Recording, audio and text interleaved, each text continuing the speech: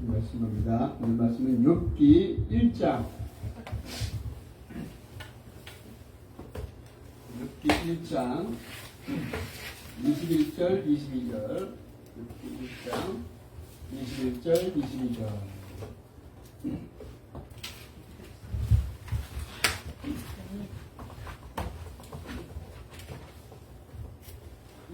자, 화면에 보시면 이게 잘 나옵니다. 화면을 보시면서 같이 한번 같이 합니다. 시작. 이르되 내가 모태에서 알몸으로 나왔사온즉 또한 알몸이 흙으로 돌아가올지라 주신이도 여호와시요 거두신이도 여호와시오니 여호와의 이름이 찬송을 받으실 중이다 하고 이 모든 일에 욥이 범죄하지 아니하고 하나님을 향하여 원망하지 아니합니다. 그 다음에 7장 21절입니다. 7장 21절 시작. 주께서 어찌하여 내 허물을 사하여 주지 아니하시며 내 죄악을 제거하여 버리지 아니하시나이까. 내가 이제 흙에 누우리니 주께서 나를 애써 찾으실지라도 내가 남아있지 아니하리이다. 8장 7절 그러는 거죠. 내 시작은 미약하였으나 네 나중은 심히 창대하리라. 아멘. 아멘. 자, 오늘은 본문의 말씀을 가지고 시험당할 즈음에 라는 제목으로 함께 은혜 나누기를 원합니다. 우스 땅이라고 하는 곳이 있습니다. 지금은 직선이 나오지 않는데 이 우스 땅이라고 하는 것은 지금으로 말하면 인도 그 근방이다 이렇게 말하고 있습니다. 인도 근방에 그 우스 땅에 보면 욥이라는 사람이 나옵니다. 근데 욥이라는 사람이 어떤 사람이냐 하면은 당대에 의로웠다. 의롭다라고 하는 것은 죄가 없고 하나님 볼 때에 참으로 신실한 믿음을 가진 사람이었다 라고 하는 거죠. 그래서 하나님이 욥을 볼 때마다 너무나 마음이 흡족한 거예요. 하나님이 흡족하다라고 말할 때는 그 얘기는 참 정도 없고 흠도 없고 말이죠. 뭔가 막 이렇게 사람이 볼 때에 뭔가 좀 꼬집을 만한, 우리는 사람들을 보면서 그 단점을 막 캐지 않습니까? 근데 이 욥은 사람이 볼 때뿐만 아니라 하나님 볼 때도 단점이 전혀 없는 너무나 신실한 그런 사람이었다는 거예요. 그래서 이 신실한 욥을 바라보면서 하나님이 보기 좋았다. 동방 사람 중에서 참 훌륭한 큰 사람이었다. 의인이었다. 이렇게 말하고 있어요. 그래서 이 사람이 참 복을 받아가지고 아들이 7명이나 아들이 7명이랑 그리고 딸이 3명이었어요. 그 양이 7,000마리고 약대는 뭐예요? 낙타죠. 낙타는 3,000마리나 됐어요. 그러니까 이때에 짐승을 많이 가지고 있다는 것은 참 부자라는 거예요. 지금은 뭐 돈을 많이 가지고 있으면 부자잖아요. 근데 옛날에는 짐승을 많이 가지고 있으면 부자인 겁니다. 예, 짐승을 팔아가지고 모든 걸 살 수가 있어요. 그래서 저 부자 거기다 소가 몇 마리? 500마리가 소가 500결이. 결이라고 하는 것은 2마리가 이제 한 결인데 소가 뭐 1000마리라는 거죠. 500결이가 되어지고 암나귀가 500이고 종도 되게 많았다는 거예요. 지금 우리나라에는 종이 없지만 옛날에는 참 종이 있었어요. 종이. 옛날 조선시대까지만 하더라도 종살이를 많은 사람이 있어요. 종살이. 왜 누가 종을 살아요? 돈이 없고 말이죠. 살 길이 막막한 사람이 부자인 그 부잣집에 들어가서 지금 종으로 살겠습니다. 또는 머슴을 살겠습니다. 머슴은 종보다 좀 나은 거예요. 종은 자유가 전혀 없는데 머슴은 그나마 돈을 받고서 일해주는 사람이 머슴인 거예요. 근데 종은 말이죠. 주인의 소속인 거예요. 주인이 죽일 수도 있고 살릴 수도 있는 게 종이었어요. 그처럼 이 종이 여기 있어요. 종들이. 그러니까 참 욥이라는 사람이 얼마나 부자였는지 가히 상상이 안 갈 정도의 부자였어요. 그런데 말이죠. 원래 부하게 되어지면 사람이 마음이 바뀌어요. 마음이. 저 마음은 내가 부자가 되어져도 이 마음을 변치 않겠습니다. 우리 믿는 사람도 주님 이제 돈을 많이 주시고 부하게 만드시면 그걸 가지고 주님의 일을 열심히 하겠습니다. 믿음도 더 큰 믿음을 가지겠습니다. 라고 고백하지만 실상 부자가 되어지면 그 마음을 잃어버리는 거예요. 그죠? 왜냐하면 부자가 되어지면 욕심이 많이 생기는 겁니다. 우리 부자 되어지면 욕심이 없을 것 같잖아요. 근데 한 100억쯤 된다고 해서 이 재산이 100억이 돼. 한 달에 월급이 1억씩 들어와. 1억씩. 그럼 1억이 들어오면 11조를 얼마로 해야 돼요? 11을 1,000만 원으로 해야 돼. 1,000만 원. 11조를 1,000만 원씩 한 달에 하나님 앞에 바쳐야 돼요. 근데 1,000만 원을 갖다 바치려면 너무 아까운 거야. 근데 말씀해 보면은 11조를 꼭 해야 되는 거거든요. 11조하고 뭐를 해야 돼요? 헌금이죠, 헌금. 헌금을 또 해야 되는 거예요. 근데 한 달에 한 번씩 이거 11조를 해야 되는데 1,000만 원씩을 하려고 봐. 너무 아까운 거. 그러다 보니까 1,000만 원을 막 빼먹어. 거기서 좀 빼고 500만 원에. 그러면 100만 원씩 해. 그러다가 100만 원도 아까워. 그럼 10만 원에. 이렇게 11조부터 빼먹게 되면 하나님의 마음에 아픔이 생기는 거죠. 하나님이 근심을 하게 되는 거예요. 근데 욥은 그렇지 않았습니다. 욥은 말이죠. 그것뿐만 아니라 매일매일 하나님 앞에 예배를 드렸어요. 제물을 드렸어요. 왜냐하면 혹시라도 부지 중에 우리가 알지 못하는 사이에 나도 잘 모르게 다른 사람에게 상처를 주기도 하고 아픔을 주기도 모르다가 말로다가 그렇게 할 수도 있고 행동으로다가 마음을 아프게 할 수가 있어요. 그럴 때마다 하나님은 마음이 아프지. 왜? 또 제가 또 오늘 또 저렇게 다른 사람을 마음을 아프게 할까? 이 마음 때문에 하나님이 근심을 하는 거예요. 하나님 아버지가 근심을 해. 그러면 그 마음에 아픔이 생기는 거예요. 그래서 이럴까봐 욥은 매일매일 이 어린 그 재물을 갖다가 양을 잡든지 소를 잡든지 해가지고 그것들을 가지고서 하나님 앞에 제단을 드리는 거예요.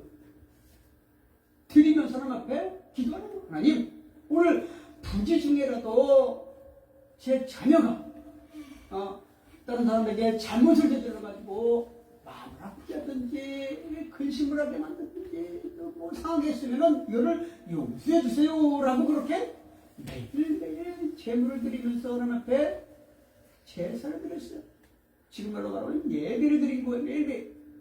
그렇게 매일매일 하나님 앞에 이 정도로 신실한 사람이 욥이었어요. 그러니 하나님 마음에 볼 게 너무나 합한 사람, 의로운 사람 누구요? 욥이었던 거예요. 그런데 어쩐지 무슨 일인지 몰라도 이 하나님 앞에 사탄이가 이 하나님 앞에 같이 쓴 거예요. 그래서 사탄이가 세상을 쭉 다니면서 왔다라고 하나님 앞에 말했죠. 그러면서 하나님이 물어봐요. 야, 너 좌우스 땅에 보면은 욥이라는 사람이 있는데 욥이 진짜로 의로운 사람이야. 내 마음에 너무 흡족해. 그래서 뭐 웃음을 하면서 너무 기뻐 내가 라고 얘기를 하니까 이 사단이가 말하기를 에이 하나님 그런 말씀하지 마세요. 욥이라는 사람이 지금 부자가 되어지고 가정이 많다 보니까 그렇게 하나님을 잘 믿는 것처럼 보이죠? 한번 쳐보세요. 재물을 다 뺏어보세요. 그래도 진짜 하나님을 잘 믿는지 한번 그렇게 시험을 한번 해보세요. 라고 말하는 거예요. 그러니까 하나님이 볼 때 이놈 봐라. 욥이 진짜 신실한 그런 내 사람인데 어찌 네가 그런 말을 그래 한번 네가 한번 시험해봐라 하면서 말하길 단 생명만큼은 네가 건들지 마라. 그 말은 무슨 말이에요? 생명 빼고는 모든 것을 다 네 마음대로 하라는 거예요. 그러니까 이 마귀가 신이 나가지고 막 샥 한 거야. 가가지고서 욥을 갖다가 시험을 하는데 어떤 시험을 하냐?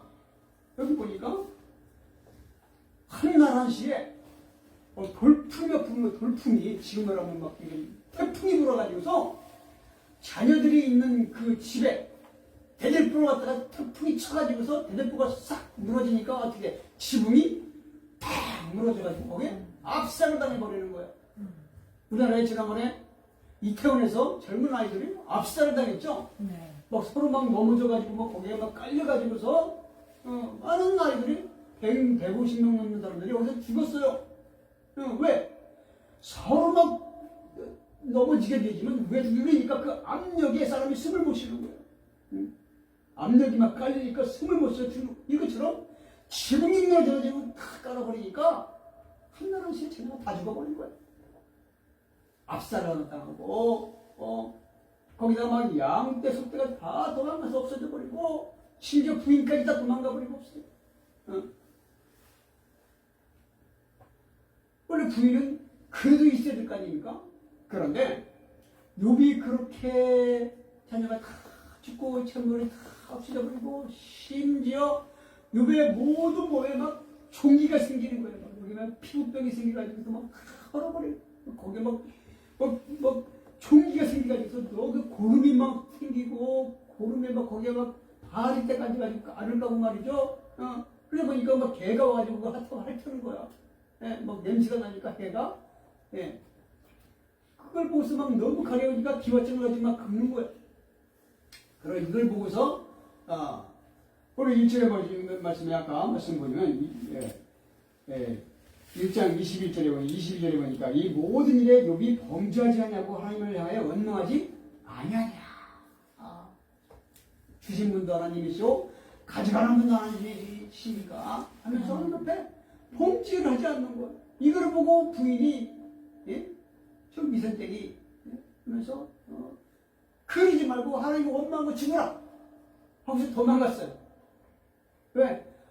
보니까 너무 사람이 막 비참한 거예요. 안 깎고 종기가 나고 막 여기에 막 피부병 나가지고 막 구름이 질질 흐르는 거예요. 그러니까 참 막 눈 뜨고 못 보잖아요. 우리는 사람이 옆 사람이 조금만 아파도 못하겠다 그러잖아요. 근데 그것뿐만 아니라 막 종기가 나가지고 막 고름이 막 생기고 악청이 생겨가지고서 너무 가려니까 막 기와장으로 오는 거야. 왜? 손톱이 다 빠져버리니까 긁지를 못하는 기와장으로 막 긁어내는 거예요. 피가 뚝뚝 떨어지고 고름이 쭉쭉 떨어져. 이거를 보고 부인이 하나님을 원망하고 죽으라! 그래서 도망가 버렸어요. 그런데도 여기 1장 22절에는 하나님을 향하여 원망하지 아니하니라 라고 말했어요. 그리고서 이제 이 소문을 듣고 친구들이 찾아오는 거예요. 아니 친구들이 와가지고서 이제 욥을 갖다가 위로를 해줘야 되는데 보니까 이 욥은 자기는 한 번도 죄를 진 적이 없다. 늘 자녀를 위해서 기도한다, 예배한다 라고 말하니까 이 친구들이 바라볼 때는 까닭없이 하나님이 이렇게 만들지 않는다. 하나님은 신실한 분이시기 때문에 그 하나님 아버지는 우리를 향해서 모든 것을 그 사람이 행한 대로 행하는 것이지 네가 죄를 지지 않냐고 네가 하나님 앞에 잘못한 게 없는데 어떻게 이런 엄청난 아픔들이 오느냐 라고 하면서 막 욥을 갖다가 비난하는 거예요. 근데 욥은 그런 적이 없는 겁니다. 자기가 바라볼 때 매일 예배하면서 잘못을 다 회개를 하고 이랬는데 자기는 자기를 바라볼 때에 죄를 지기는 것도 없는 왜? 매일매일 회개하니까. 우리 매일매일 그 세수하잖아요. 그죠? 왜? 세수하면 눈곱이 끼고 막 보기에도 안 좋고 청결하지도 않고 그러니까 매일 세수하는 것처럼 이건 매일 하나님 앞에 자기의 잘못이 있을까봐 늘 자녀들과 함께 그렇게 하나님 앞에 회개하면서 예배를 드립니다. 그러니까 욥이 바라볼 때는 자기는 신실한 거야. 그걸 하나님도 인정을 했어요. 근데 어느 순간에 모든 재산이 나가고 모든 아이들이 다 죽어버리고 심지어 부인까지 도망가버리고 혼자 남았네.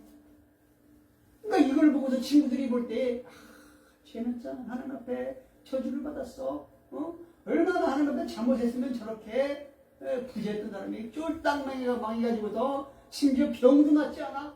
다 죽게 되는데 그래서 원망을 받고 욥을 갖다가 이렇게 비난을 하는 거죠. 근데 끝까지 욥은 자기는 잘못한 게 아무것도 없는 것을 어떻게 내가 잘못했다고 내가 시인하냐? 라고 하면서 이야기하죠. 그러면서 그가 그렇게 친구들이 하는 얘기를 쭉 들어보니까 참 본인도 한심했던 거예요.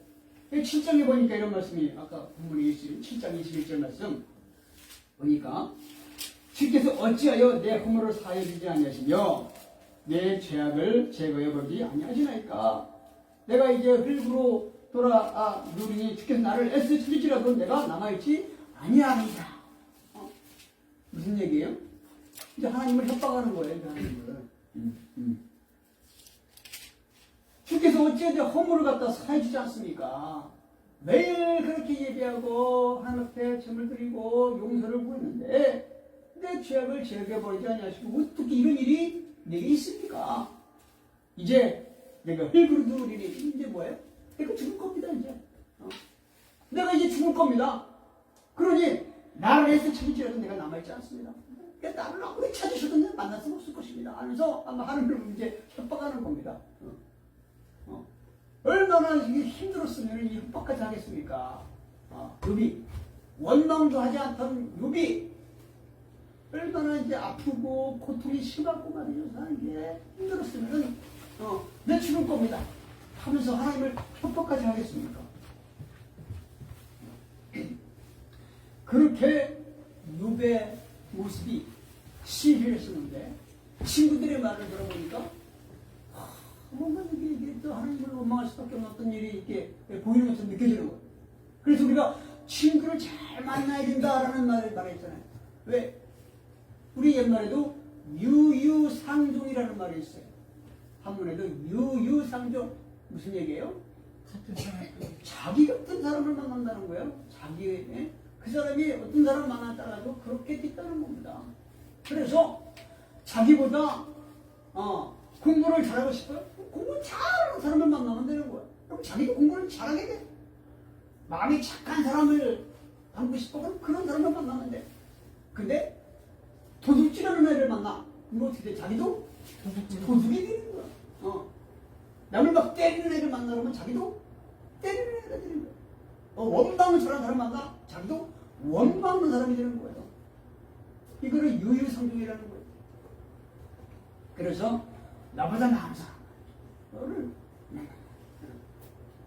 자, 아는 사람도 어떤 사람이 매번 공부할 시험 볼 때마다 1등 하는 사람이 있어. 그 사람을 갖다가 쫓아다니는 거야. 이 사람도 공부를 잘하게 된다는 말이죠. 그런 것처럼 내가 어떤 사람이 되느냐라는 건 자기의 마음에 그걸 닮아가기 위해서 애를 쓰면 그렇게 되는 거예요. 그런 것처럼 또 이 친구들의 말을 들어보니까 친구들의 말이 어느 면으로 일리가 있는 것처럼 느껴지는 거예요. 왜? 하나님은 이유 없이 사람을 치지 않거든요. 이유 없이 사람을 갖다 함께하지 않는다는 거예요. 이 말 들어보니까 한편으로는 맞는 것처럼 보여요. 근데 한편으로 자기를 바라볼 때는 참 그런 사람이 아닌데 애매하게 지금 고난을 당하고 있는 거죠. 하나님의 뜻을 모르니까. 원래 하나님은 지금 뭐 때문에 욥에게 고난을 주었어요? 시험을 주고 있는 거예요.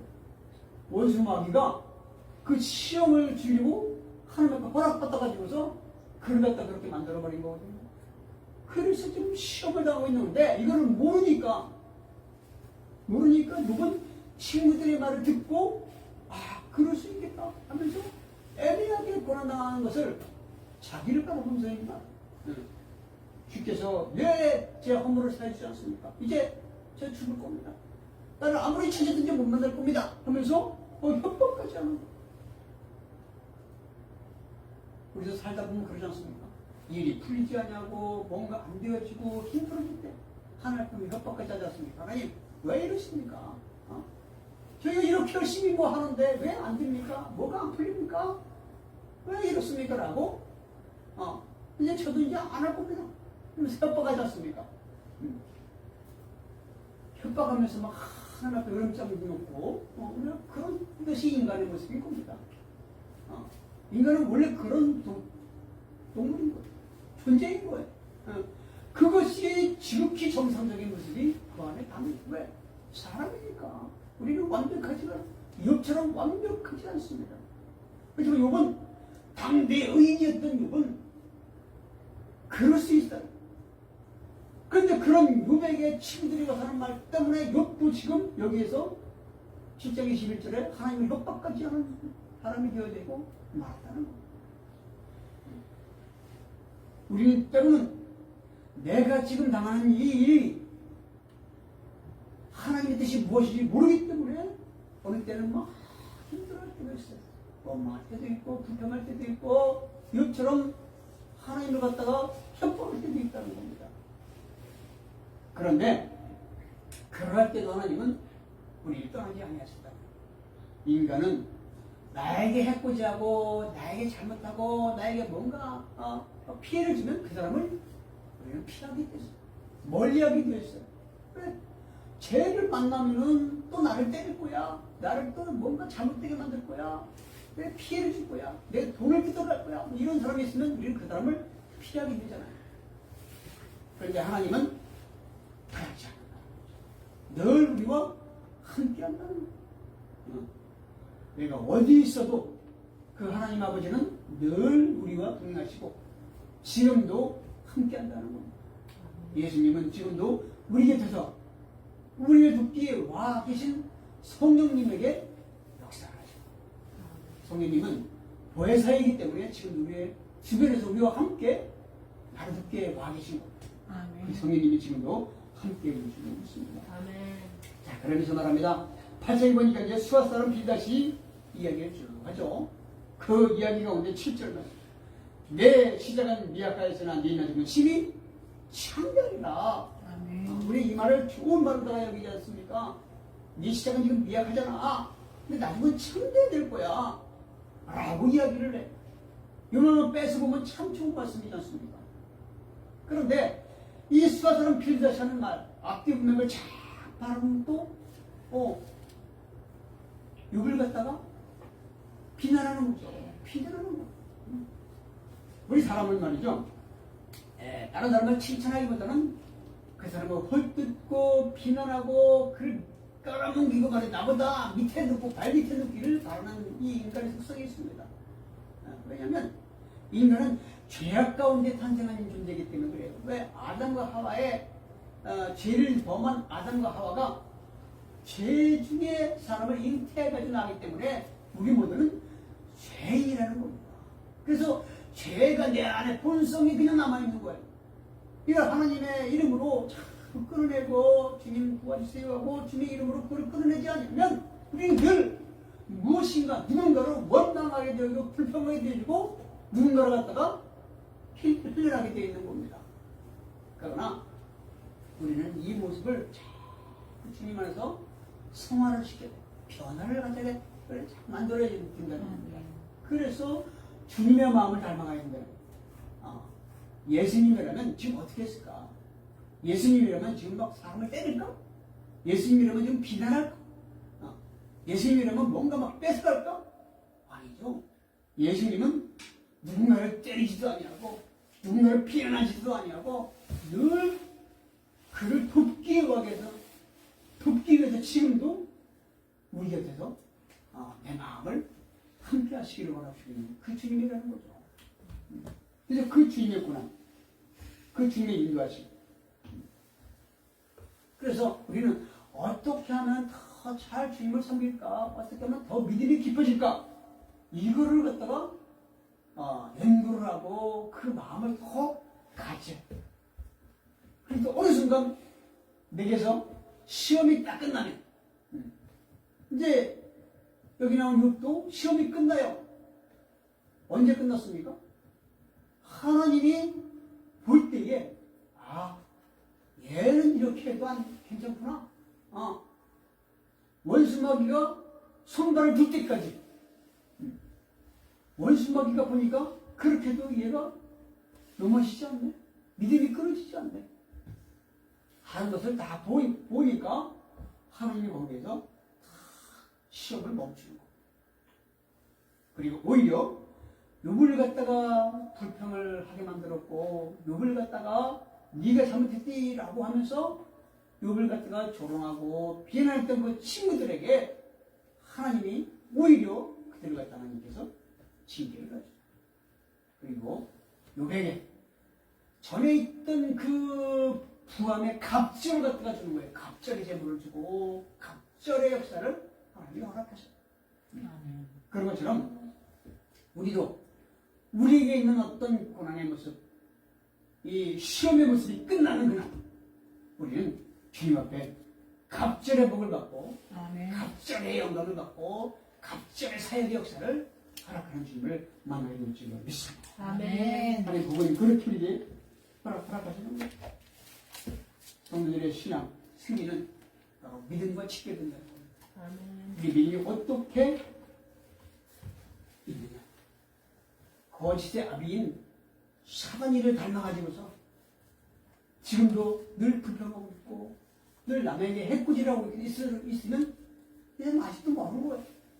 그러나 우리 마음이 바뀌어서 우리 모습이 바뀌가지고 이제는 남을 위해서 살아. 남들을 위해서 헌신하고 희생하고 그리고 거기에 예수님이 빠지면 안 되는 거예요. 예수 없는 헌신, 예수 없는 봉사, 예수 없는 착한 선에 이것으로는 구원받을 수가 없다는 거죠. 세상의 종교는 선한 어떤 부분들을 가질 수가 있어요. 그러나 의롭지를 않다는 거예요. 왜? 의로우신 분은 한 분밖에 없기 때문에 예수님밖에 없기 때문에 우리는 독선적일 수밖에 없는 거예요. 왜? 진리가 여기 있는데 다른 데서 진리가 있다고 말하는 거예요. 이거는 잘못된 건 아닙니다. 이걸 알면서도 그걸 허락한다는 건다면 이것이 하나님 법에 붙이는 거죠. 알면서도 모른 척하는 것, 이것이 죄라는 겁니다. 모르기 때문에 몰랐습니다라고 말하는 것은 우리는 용서받을 수가 있지만 알면서도 그걸 행하지 않냐고 실천하지 않냐고 알면서도 다른 종교를 인정을 해버리게 되면 이것이 죄라는 겁니다. 그래서 하나님께서 이 말을 하고 있습니다. 그렇다면 왜 지금 하나님이 이단을 남겨주고 있고 지금도 왜 종교들을 갖다가 또 하나님이 멸망하지 않고 멸하지 않고 지금도 남겨두었을까? 하는 의아심이 되잖아요. 우리나라에도 지금 얼마나 이단이 있는지 몰라요. 또 이단을 이상하게 뭐 이렇게 그 신앙을 가지고서 뭐 그걸 뭐 그거를 가지고 돈벌이에다 막 집어넣어가지고 돈을 버는 사람도 지금 있어요. 어떤 그 다단계도 말이죠. 거기다 막 신앙을 집어넣었어. 예수를 전면형처럼 막 해가지고서 사람들을 막 끌어들여. 옛날에는 99만 원을 냈거든요. 99만 원을 내가지고서 뭐 물건을 사게 만들어. 그러면 한 사람이 사. 그리고 그 사람이 또 사람을 끌어들여. 그러면 또 다른 사람이 99만 원, 99만 원 계속.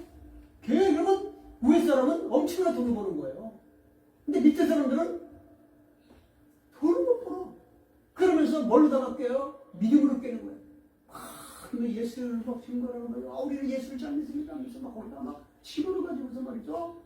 그러면서 막 신앙 가정하게 만들고 막 이런 그 잘못된 거를 가지고 막 이거 이렇게 거기에 있는 사람 지금도 보니까 뭐 벌지도 못하고 있어요. 위에 사람만 돈을 가지고 엄청 벌고 막 똥똥거리고 말이에요. 빌딩을 가지고 있고 막 의리의리한 집에 살고 이런 잘못된 사람들이 또 지금도 많다는 겁니다. 이건 이단도 아닌데 이단의 어떤 괴수 같아. 이단들은 그냥 내놓고 이단이라고 하지 않습니까? 신천지 같이 말이죠. 여호와의 증인처럼 안성왕 증인처럼 하나님을 어머니라고 마음에서 이상한 그런 것들은 이런 것들은 내놓고 이렇게 이단이라고 하잖아요. 그러나 그렇지 않냐고. 이단도 아닌데 신앙을 가지고서 돈벌이 이용하는 이런 사람들이 얼마나 많이 있는지도 몰라. 한국인 말이죠. 그래서 그거를 가지고서 하나님 왜 저들을 멸망시키지 않을까? 의아심이 가질 때가 있어요. 그렇지만 하나님은 마지막 때가 되어지면 이런 일들이 엄청나게 많을 거라고 말하고 있어요. 심지어 내가 예수다, 내가 그리스도다라는 사람도 많을 거라고 분명히 얘기했어요.